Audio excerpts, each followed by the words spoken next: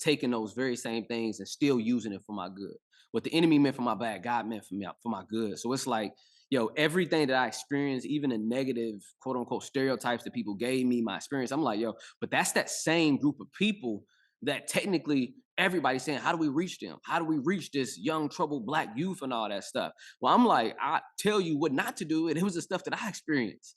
So how could I step into this space as a pastor, as a leader, and forget where I came from? Like, and I remember, bro, like, and it's a whole longer story. So we'll touch on this next time.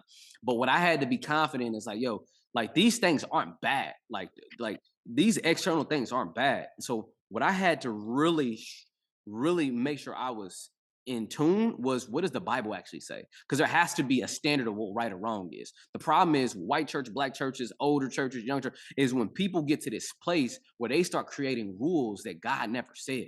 Because the problem with somebody had with me having my earrings and my braids and my attire, like them was man-made rules that people start treating it like as if like it was God's rules. So don't step into my sanctuary with your hat on. Like, all right, but where say that? Let's look at the text. Let's talk about that. Let's actually ask what the scripture says. Or that you telling me that somehow this is bad or what I look like is bad.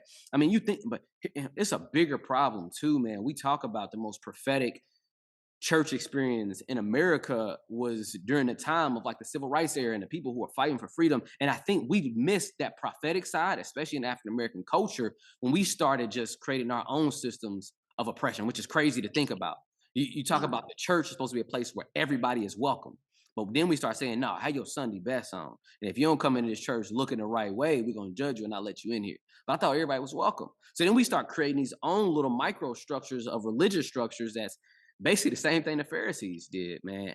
And that was for me. I'm like, yo, if I'm gonna have a standard for people in a church context, man, let the Bible or let God be the one to create those standards, not my cultural opinions or what I think is best. Because here's the reality, bro. Like God gonna work in whoever he wanna work from, whether they tatted up, whether they, suited up, like the next one ain't better than the other one. But the question is, man, what's coming out of your heart? And this is, I think, where Jesus focuses on. Jesus focuses on people's heart, not the external. So I think the dope thing is like, bro, like I love, man, and this is what we'll talk later, man, because of my journey, man, I can walk into a meeting with these multimillionaires. I have conversations where I have with literally multimillionaire people, and I can speak confidently, being myself, still using words like, oh yeah, that's dope and that's fire. And at the same time, they walk away like, man, he's brilliant, man. Dude is